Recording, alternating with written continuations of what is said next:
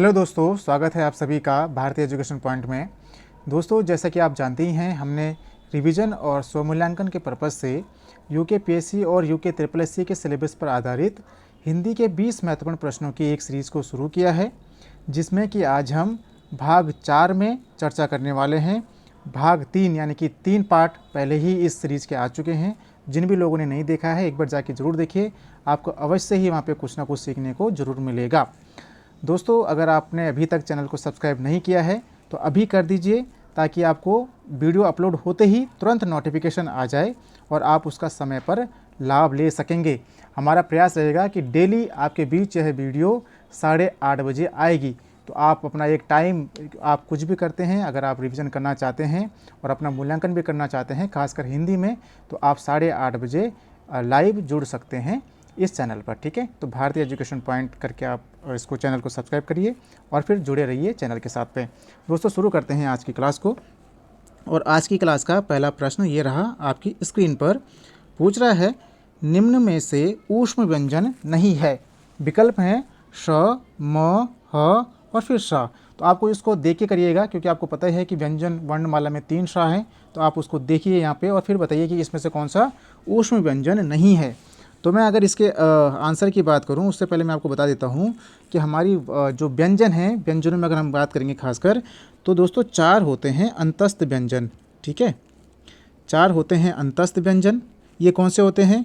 य, र, ल, व।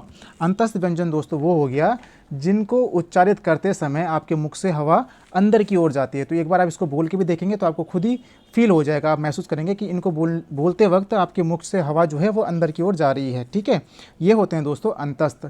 अंतस्थ ही लग रहा है अंदर की ओर। ठीक है, ऊष्म व्यंजन दोस्तों जिनको उच्चारित करते समय आपके मुख से जो हवा है वो बाहर की ओर आती है, और ये भी होते हैं दोस्तों 4। और ये कौन से होंगे दोस्तों? ये होते हैं शा हो गया, तीनों शा हो गए, मतलब श श श, और साथ में होता है दोस्तों ह। ठीक है, तो हमने अभी क्वेश्चन में पूछ रहा है कि निम्न में से ऊष्म व्यंजन नहीं है। तो यहाँ पे आप देखिए कि 4 ऊष्म व्यंजन हमारे पास में हैं, तीनों श प्लस आ। तो यहाँ पे ये भी है दोस्तों, ये भी है, ये भी है, ये नहीं है दोस्तों। तो इस प्रकार इसका आंसर हो जाएगा दोस्तों विकल्प बी, यानी कि म, ऊष्म व्यंजन नहीं है। मोस्ट इंपॉर्टेंट हैं ये दोनों के दोनों, अंतस्थ व्यंजन भी और ऊष्म व्यंजन की, इनको आप याद रखिएगा। आज का अगला प्रश्न दोस्तों ये रहा आपकी स्क्रीन पर, और बहुत ही महत्वपूर्ण प्रश्न है। ध्यान से पढ़िए, समझिए और फिर इसको अटेम्प्ट करिए। पूछ रहा है, संक्षेपण का अर्थ है। विकल्प हैं स्पष्ट अभिव्यक्ति, दृष्टांत का प्रयोग, भावों विचारों को बढ़ा चढ़ाकर लिखना, अनिवार्य तथ्यों का चयन। तो उम्मीद करता हूँ आप इसको समझ पाए होंगे और इसका आप आंसर कर पा रहे होंगे। इसका दोस्तों सही आंसर हो जाएगा, संक्षेपण का अर्थ होता है अनिवार्य तथ्यों का चयन करना। ठीक है, संक्षेपण का अर्थ ही होता है कि शॉर्ट कर देना चीज़ों को, कोई भी किसी भी चीज़ को लंबी चौड़ी स्थिति में नहीं ले जाना, संक्षेप कर देना, मतलब संचय का मतलब कम कर देना। अगर मैं बात करता हूँ दृष्टांत, तो दृष्टांत का यहाँ पे जो अर्थ है, इसका अर्थ समझना थोड़ा ज़रूरी है। तो दृष्टांत का अर्थ होता है दोस्तों, एक प्रकार से आप मिसाल समझ सकते हैं कि किसी बात को समझाने के लिए किसी मिसाल का प्रयोग करना या किसी अन्य कथन का प्रयोग करना, उसको दोस्तों दृष्टांत बोलते हैं। ठीक है, तो संक्षेपण का अर्थ हो जाएगा केवल और केवल सिर्फ अनिवार्य तथ्यों का ही चयन कर देना। ठीक है, बढ़ेंगे अगले प्रश्न में। और आज का अगला प्रश्न ये रहा आपकी स्क्रीन पर। प्रश्न नंबर 3 पूछ रहा है, विलोम शब्दों के निर्माण में बहुलता से प्रयोग किया जाता है। विकल्प हैं उपसर्ग, परसर्ग, प्रत्यय या फिर उपयुक्त सभी।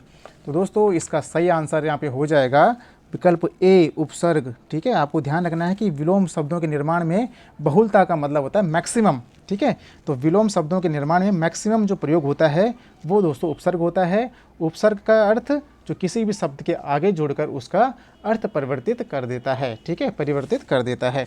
अगर मैं इसके उदाहरण की बात करूं, तो जैसे आप देखेंगे एक वर्ड है आवश्यक। ठीक है, आवश्यक। अब आवश्यक के आगे अगर अन उपसर्ग लग जाता है, अन उपसर्ग, ठीक है, अन, तो दोस्तों ये हो जाएगा क्या? अनावश्यक। इसका विलोम हो गया ये। ठीक है, अनावश्यक। ठीक है, तो आवश्यक का विलोम क्या होता है? अनावश्यक। इसी प्रकार अगर अन्य देखेंगे तो जैसे है प्रत्यक्ष, प्रत्यक्ष, और प्रत्यक्ष का विलोम करना है तो क्या हो जाएगा? अप्रत्यक्ष। ठीक है, तो ये देखेंगे आप कि इनके आगे ये शब्द जुड़ रहा है, या क्या बोलेंगे इसको, वर्ण जुड़ रहा है और उसका अर्थ बदल दे रहा है, तो ये उपसर्ग होते हैं दोस्तों। ठीक है, और उम्मीद करता हूँ आप इसको समझ पाए होंगे। अगले प्रश्न की ओर बढ़ते हैं और प्रश्न नंबर 4 ये रहा आपकी स्क्रीन पर। पूछ रहा है निम्नलिखित शब्दों में से शुद्ध वर्तनी वाला शब्द है। विकल्प आपके सामने हैं, वर्तनी वाले शब्द आपको देखने पड़ेंगे। एक बार देखिए और इसको अटेम्प्ट करिए। तो उम्मीद करता हूँ आपने इसको किया होगा। इसका जो सही आंसर हो जाएगा विकल्प वी, दृष्टव्य। दृष्टव्य का अर्थ होता है जो देखा जा सकता है, दृष्टव्य। ठीक है, अगर हम बात करते हैं तो दृष्टव्य ये गलत हो जाएगा। और सन्यासी की बात करेंगे दोस्तों, तो सन्यासी लिखा जाता है ऐसे, कैसे, ऐसे लिखा जाएगा, लेकिन इसमें साथ में क्या होगा, यहाँ पे बिंदी भी आएगी। ठीक है, ये हो गया सन्यासी। वांग में आपको पता ही है कि वांग में ऐसे लिखा जाता है। ठीक है, उम्मीद करता हूँ आप इसको देखेंगे और इनको आप देखिए, क्योंकि एक वर्तनी से प्रश्न बनता ही बनता है। मैं कई बार कह चुका हूँ कि यूकेपीएससी में आप 25 नंबर की हिंदी है, तो आपका वहाँ पे सिलेक्शन अगर आपको लेना है उत्तराखंड में एग्ज़ाम में, तो हिंदी को आपका थोड़ा सा मजबूत करना पड़ेगा, तो उस पर आप थोड़ा काम कीजिएगा। बढ़ेंगे अगले प्रश्न में और प्रश्न नंबर 5वां आपके सामने है। बहुत ही अच्छा प्रश्न पूछ रहा है। लोकोक्ति शब्द किस भाषा का है? विकल्प फारसी, अरबी, हिंदी, संस्कृत। तो दोस्तों फटाफट से इसका आंसर करिए और इसका सही आंसर, ज़्यादा समय नहीं लेंगे, यहाँ पे समय का ये पूरा खेल है। इसका आंसर हो जाएगा डी, संस्कृत भाषा का है लोकोक्ति। अगर लोकोक्ति में कभी संधि पूछे तो इसमें गुण संधि होती है। कैसे होती है? लोक प्लस उक्ति। मैंने कल ही गुण संधि को डिस्कस किया था। तो जहाँ पे आ प्लस उ मिलेंगे तो वहाँ पे क्या हो जाएगा? ओ हो जाएगा। इस प्रकार इसमें अगर संधि कभी पूछे तो गुण संधि हो गई। ठीक है, किस भाषा का शब्द है? तो संस्कृत भाषा का शब्द है। ठीक है, अगर हम बात करते हैं लोकोक्ति तो हो गया संस्कृत भाषा का। अगर पूछे मुहावरा किस भाषा का है? ठीक है, मुहावरा, तो मुहावरा दोस्तों होता है अरबी भाषा का शब्द है मुहावरा। दोनों को याद रखेंगे और बढ़ेंगे अगले प्रश्न की ओर। प्रश्न नंबर 6 पूछ रहा है यहाँ पे अंश। इसको आप देख के करिएगा क्योंकि ये सुनने में एक ही है, इसके अर्थ अलग अलग हैं। पूछ रहा है अंश का अर्थ शाह होता है, अंश का अर्थ भाग होता है, तो अंश का अर्थ क्या होगा? ठीक है, दोनों अंश अलग अलग हैं, तो इनको आप देखिए। तो अगर हम बात करें इस अंश का भाग, इस अंश का अर्थ जो भाग है, तो इस अंश का क्या होगा? तो इसका होता है दोस्तों विकल्प सी, कंधा। ठीक है, याद रखेंगे। उभय की अगर हम बात करें तो उभय का अर्थ होता है दोनों। ठीक है, दोनों, ये दोनों लिखा हुआ है, इसको ध्यान रखना। दोनों, दो शब्द आते हैं, क्या आते हैं बता देता हूँ। ये आता है उभय और अभय, ये दोनों साथ में आते हैं और फिर इनका अर्थ पूछा जाता है। ठीक है, तो उभय का हम याद रखेंगे, इसका अर्थ होता है दोनों। ठीक है, और इसका अर्थ होता है निडर। ठीक है, तो दोनों। ठीक है, अगर कोई ए और बी है, दोनों को मिला के आप बोलेंगे तो उभय बोल सकते हैं उनको। ठीक है, जैसे हम बात करते हैं कि जैसे स्त्रीलिंग और पुल्लिंग, और जो इन दोनों में नहीं है या दोनों के लिए प्रयोग होता है उसको हम बोलते हैं उभयलिंग। तो उभय से आप समझ सकते हैं कि उभय का अर्थ होता है दोनों। जैसे प्रधानमंत्री शब्द है, तो चाहे कोई स्त्री प्रधानमंत्री होगी या कोई पुरुष होगा, उन दोनों के लिए प्रधानमंत्री यूज होगा। इससे आप उभय का अर्थ समझ सकते हैं। बढ़ेंगे दोस्तों अगले प्रश्न में और प्रश्न नंबर 7वां आपके सामने है। कई बार पूछा गया प्रश्न है। पूछ रहे हैं यहाँ पे हस्ताक्षर शब्द प्रयुक्त होता है सदैव एक वचन में, सदैव बहुवचन में, एक वचन एवं बहुवचन दोनों में, प्रसंग के अनुसार परिवर्तन हो जाता है। तो उम्मीद करता हूँ इसको आप समझेंगे और इसको अटेम्प्ट करेंगे। इसका सही आंसर है दोस्तों सदैव बहुवचन में यूज होता है हस्ताक्षर। ठीक है, जब आप कभी हस्ताक्षर करेंगे या आपने किए होंगे तो हमेशा आप बोलते होंगे कि मैंने हस्ताक्षर किए, आपने नहीं बोले कि मैंने हस्ताक्षर किया। ठीक है, तो हस्ताक्षर दोस्तों हमेशा बहुवचन में ही प्रयोग होता है और कई बार पूछा जाता है। ठीक है, इसको ध्यान रखेंगे कि हस्ताक्षर सदैव बहुवचन में प्रयोग होता है।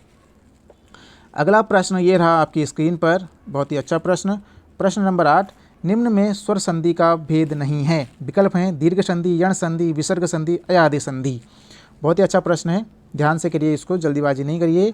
तो मैं आपको बताऊं तो संधि 3 प्रकार की हैं। ठीक है, संधि हैं 3, संधि होती है 3। कौन कौन सी होती है? तो स्वर संधि, ठीक है, व्यंजन संधि, और तीसरी होती है कौन सी? विसर्ग संधि। अब आप समझ गए होंगे कि इसमें से कौन सा स्वर संधि का भेद नहीं है। तो इसका आंसर तो हो जाएगा दोस्तों ये। ठीक है, विसर्ग संधि नहीं है, क्योंकि आपको पता है कि ये अलग संधि हो गई है, पहले ही है ना, स्वर व्यंजन और विसर्ग अलग हो गई। ठीक है, अगर मैं बात करूँ स्वर संधि, तो स्वर संधि के कितने होते हैं? 5 भेद होते हैं। वो कौन कौन से होते हैं?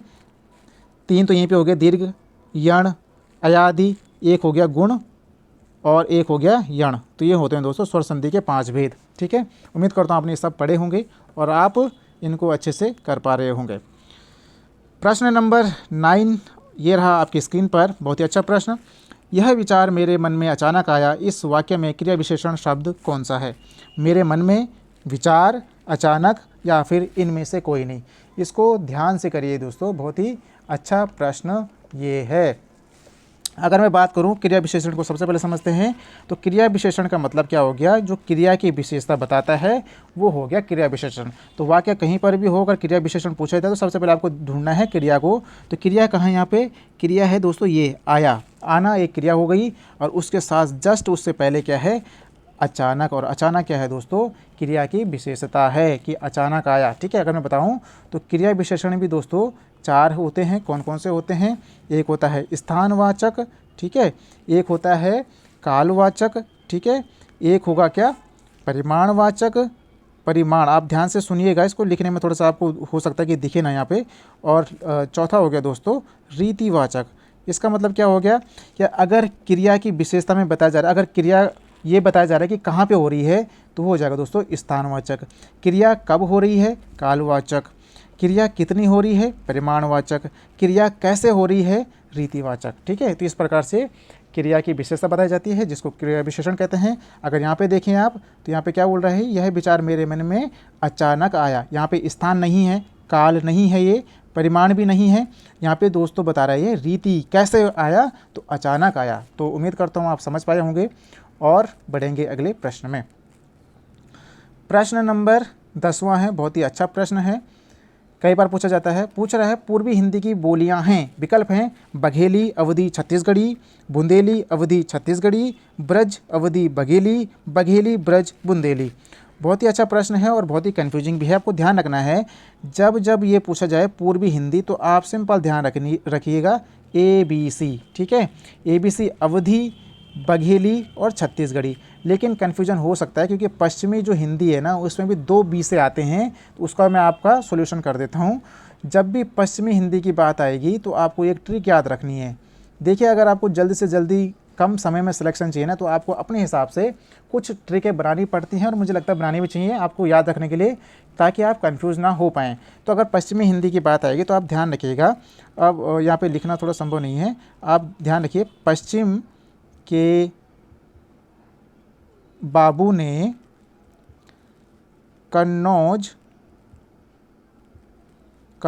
के कौरवों पर वज्र फेंके। ठीक है, इसको आप यहाँ पे नहीं समझ में आ रहा आपको लिखने में, तो आप सुन के, आप मैंने बोल दिया, उसको आप लिख लीजिए।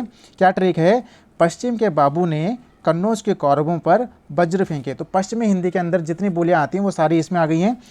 बाबू से हो गया दोस्तों बांगड़ू, बा से हो गया बांगड़ू, बू से हो गया बुंदेली, कन्नौज से हो गया कन्नौजी, कौरवों से हो गया कौरवी, और वज्र से आपको ध्यान रखना है ब्रज भाषा। ठीक है, तो अगर आप कंफ्यूज नहीं होंगे, क्योंकि आपने बाबू को यहाँ पे जो है पश्चिम हिंदी के अंदर लिया है, तो इसलिए जब ABC की बात होगी, यानी कि पूर्वी हिंदी की होगी, तब आप कंफ्यूज नहीं होंगे। ठीक है, उम्मीद करता हूँ आप इसको याद कर पाए होंगे और आपको अच्छे से समझ में आया होगा, और आगे कंफ्यूज नहीं होंगे अगर आप ऐसे लेके चलेंगे। तो क्या ट्रिक है पश्चिम हिंदी की, पश्चिम के बाबू ने कन्नौज के कौरवों पर ब्रज फेंके, और पूर्वी हिंदी आएगा तो केवल ABC। ठीक है, बढ़ेंगे प्रश्न नंबर 11 में।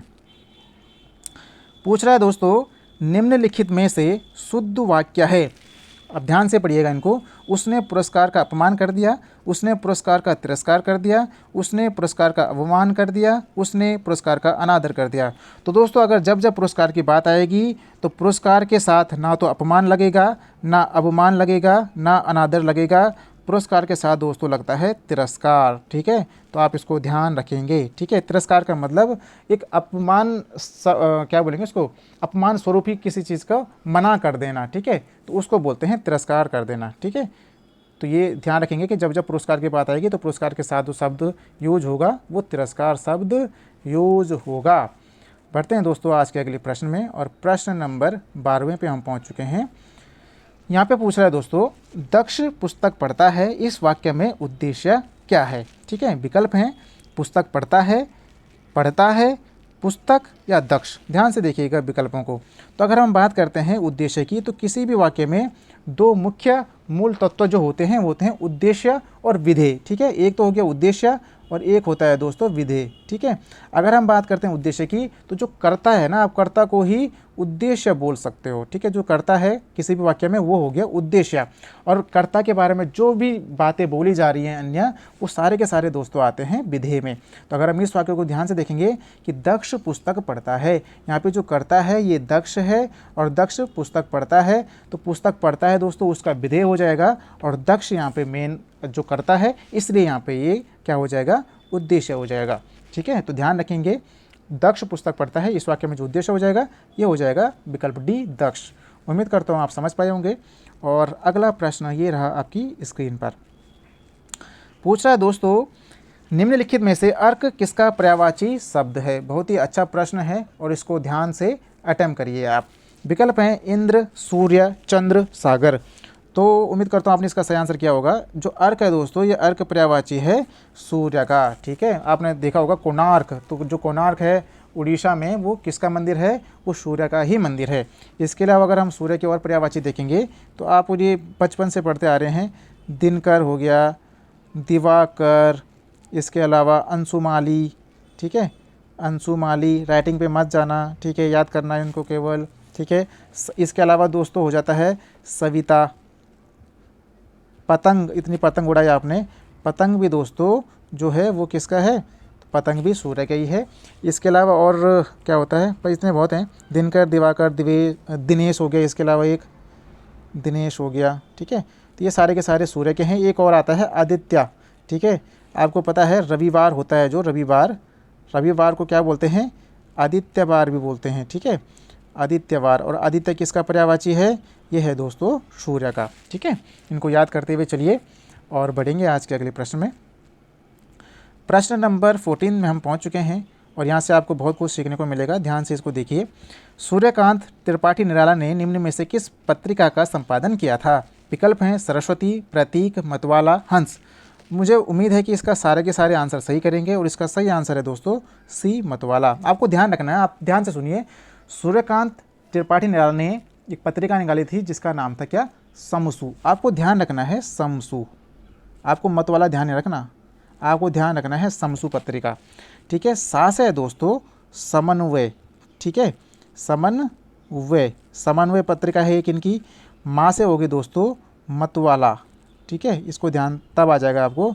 और सु से है दोस्तों कौन सी, सुधा। ठीक है, तो 3 पत्रिका सूर्यकांत त्रिपाठी निराला ने निकाली थी, समन्वय, मतवाला और सुधा। ये समसु ही ट्रिक क्यों बनी, क्योंकि सबसे पहले इसमें दोस्तों समन्वय पत्रिका है जो कि है 1922 की, फिर आती है दोस्तों मतवाला, ये है 1923 की, फिर है दोस्तों सुधा जो है दोस्तों 1929 की। तो आपको ध्यान रखना है सूर्यकांत त्रिपाठी निराला की जो पत्रिका है उसका नाम है समसु, सा से समन्वय, मा से मतवाला, सु से सुधा। ठीक है, ये इनके क्या बोलेंगे संपादित होने के क्रम का इसका क्रम है, इसलिए आप इसको ध्यान रखेंगे। अगर हम बात करते हैं यहाँ पे प्रेमचंद की, तो यहाँ पे जो हंस पत्रिका है ये प्रेमचंद की है, और प्रेमचंद से आप ध्यान रखेंगे कि इनकी पत्रिका क्या थी, इनकी पत्रिका थी महज। ये इनका जो है क्रम है एक्चुअली ना प्रकाशित होने का। सनों में फ़र्क हो सकता है कि ये 22 की जगह कहाँ पे आपको 21 दिख जाए, 23 दिख जाए, लेकिन पहले कौन सी हुई है, सबसे पहले दोस्तों हुई है माधुरी। ठीक है, माधुरी, फिर है दोस्तों हंस, और उसके बाद है दोस्तों जागरण। तो आपको क्रम ध्यान रखना है, कौन कौन सी होगी प्रेमचंद की, माधुरी, हंस और जागरण, यानी कि एक ही वर्ड आपको ध्यान रखना है प्रेमचंद से, केवल क्या, महज। ठीक है, वहीं अगर हम बात करते हैं यहाँ पे एक पत्रिका दिख रही है आपको प्रतीक, तो प्रतीक जो पत्रिका है ये है अज्ञेय की, किसकी है, अज्ञेय की पत्रिका है प्रतीक। सरस्वती की बात करते हैं तो महावीर प्रसाद द्विवेदी, ये बहुत बार पूछी जाती है, महावीर प्रसाद द्विवेदी की कौन सी, सरस्वती। ठीक है, उम्मीद करता हूँ आपने याद किया होगा। सूर्यकांत त्रिपाठी निराला समसु, प्रेमचंद है महज, अज्ञेय प्रतीक, सरस्वती महावीर प्रसाद द्विवेदी। बढ़ेंगे आज के अगले प्रश्न में। प्रश्न नंबर 15 पूछ रहा है नीलिमा शब्द में प्रयुक्त प्रत्यय कौन सा है। नीलिमा शब्द में प्रयुक्त प्रत्यय कौन सा है। विकल्प आपके सामने हैं और इसमें आप प्रत्यय बताइए। इसका जो संधि हुआ है दोस्तों ये हुआ है नील प्लस इमा से। ठीक है, तो ये यहाँ पे क्या हो जाएगा दोस्तों, इसमें प्रत्यय लगा हुआ है इमा, और इमा कौन से विकल्प में है, तो इमा है दोस्तों विकल्प बी में। ठीक है, ये पूछा गया प्रश्न है उत्तराखंड के किसी एग्जाम में। तो नीलिमा शब्द में प्रयुक्त प्रत्यय है इमा। आज का 16वां प्रश्न ये रहा आपकी स्क्रीन पर, और ये आ गया आपके फेवरेट टॉपिक यानी कि समास से। नवरत्न शब्द में कौन सा समास है, विकल्प हैं द्वंद्व, बहुव्रीहि, द्विगु, कर्मधारय। तो मैं धीरे धीरे आपको एक एक समास बता चुका हूँ, पार्ट 3 में भी एक एक करके मैंने बताई हैं। आज बात है किसी और की, तो आप सही जा रहे हैं दोस्तों। इसका सही आंसर है यहाँ पे विकल्प सी, द्विगु समास। तो दोस्तों द्विगु समास के बारे में अगर हम जानें थोड़ा सा, तो जिस समास का प्रथम पद संख्यावाची होता है और अंतिम पद क्या होता है, संज्ञा। जैसे अगर हम बात करें इसकी नव रत्न, तो रत्न यहाँ पे संज्ञा होगी, नव एक क्या है, संख्यावाची शब्द है जिसका अर्थ है 9 यहाँ पे। ठीक है, तो ये बात हो रही है 9 रत्नों की। ठीक है, और 9 रत्न हमने अभी पढ़ा कि जिसका पहला जो पद है वो संख्यावाची हो, दूसरा पद संज्ञा हो, तो वहाँ पे द्विगु समास हो जाता है। और दूसरा इसका उदाहरण और देखेंगे, जैसे एक और आता है सप्त ऋषि। क्या आएगा, सप्त ऋषि। तो सप्त ऋषि में क्या आएगा, सप्त कौन सा है, सप्त का अर्थ हो गया यहाँ पे 7, और ऋषि का अर्थ होता है ऋषि, ऋषि संज्ञा हो गई, सप्त हो गया संख्यावाची। इस प्रकार यहाँ पे हो गया द्विगु समास। द्विगु समास कहीं भी आपको दिखे किसी भी वर्ड में पहले कोई संख्यावाची वर्ण आ रखा है, शब्द आ रखा है, पहला पद संख्यावाची है, तो आंखें बंद करके लगा दीजिए कौन सा, द्विगु समास। वैसे आप इसको ध्यान से पढ़ लीजिए, कभी कभार द्विगु समास में बहुब्रीहि समास के साथ टकराव हो जाता है, तो एक बार आप ढंग से पढ़ेंगे तो आप उस क्लैरिटी को भी, क्लैरिटी से मतलब फिर आप कर पाएंगे। बढ़ते हैं अगले प्रश्न में, और प्रश्न नंबर 17 आपके सामने रहा।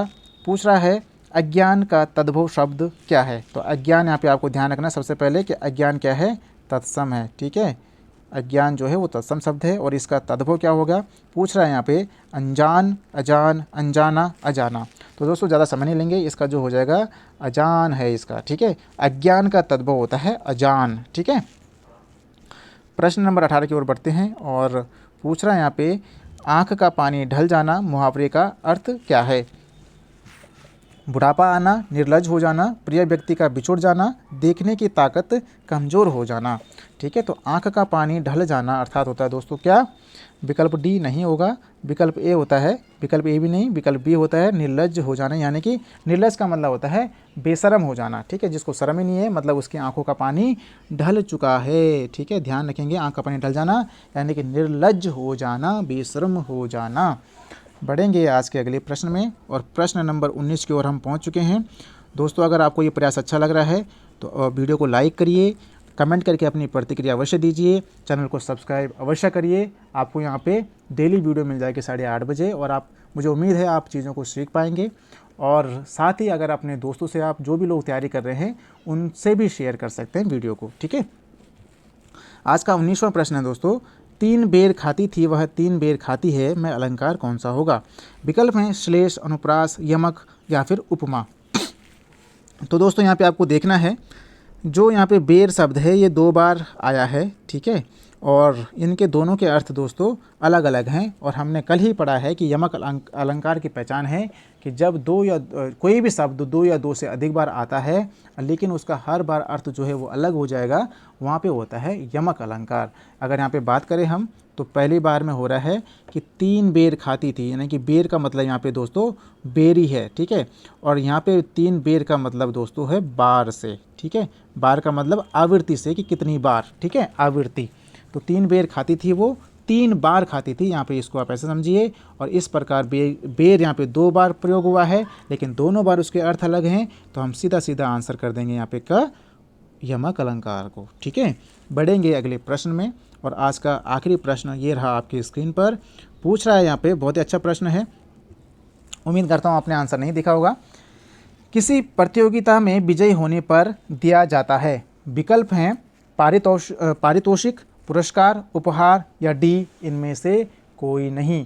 ठीक है, तो आपको ध्यान रखना है दोस्तों कि जब किसी भी प्रतियोगी परीक्षा में, अगर आप किसी प्रतियोगिता में जाते हैं, इतने टेस्ट वगैरह होते हैं, टेस्ट पेपर देने आप जाते होंगे, तो अगर आप वहाँ पे आप अगर फर्स्ट, सेकंड, थर्ड जो भी उन्होंने पुरस्कार रखा था है उस रेंज में आते हैं, और फिर आपको कोई पुरस्कार मतलब कोई चीज़ दी जाती है, तो उसको आप पुरस्कार भी नहीं बोलेंगे, उपहार भी नहीं बोलेंगे दोस्तों, वो हो जाता है पारितोषिक। ठीक है, वो होता है पारितोषिक। जब आप किसी प्रतियोगिता में विजय होते हैं उसके बाद जो आपको सम्मान स्वरूप दिया जाता है वो पारितोषिक हो जाता है।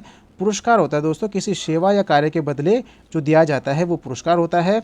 उपहार दोस्तों होता है जो हम अपने हम उम्र या सेम उम्र के व्यक्तियों को देते हैं या फिर अपने से छोटों को भेंट स्वरूप देते हैं, उसको हम बोलते हैं उपहार। ठीक है, तो उम्मीद करता हूँ आप ये जो 3 शब्द हैं इनसे आप इनके अलग अलग अर्थ समझ पाए होंगे। और दोस्तों आज की क्लास फिर समाप्त होती है 20 प्रश्नों की, और बहुत बहुत धन्यवाद आपका, बहुत अच्छा समर्थन मुझे मिल रहा है। तो दोस्तों आज के 20 प्रश्न समाप्त हो गए हैं, अगले भाग में फिर मिलते हैं। और दोस्तों अगर आपको ये प्रयास अच्छा लग रहा है तो जो मैंने अभी बीच में बताया आपको कि चैनल को सब्सक्राइब करिए और लाइक करिए वीडियो को, और कमेंट करके अपनी प्रतिक्रिया अवश्य दीजिए। और सबसे बड़ी बात है कि मोटिवेट रहिए। और अगर आप गवर्नमेंट एग्ज़ाम की तैयारी करने आ गए हैं तो यहाँ पे सबसे ज़रूरी है कि मोटिवेट रहना, पेशेंस रखना, चीज़ें होती रहेंगी। मैं पहले ही बोलता हूँ कि पहले भी हुई थी, अभी भी हो रही हैं, आगे भी होंगी। तो अगर आपके पास यही है कि आपको गवर्नमेंट पेपर ही निकालना है तो आपके पास फ़िलहाल तो पेशेंस रखने के अलावा और कोई चारा भी नहीं है। और चुपचाप पढ़ते रहिए, मोटिवेट रहिए। मिलेंगे नए पार्ट में। बहुत बहुत धन्यवाद दोस्तों।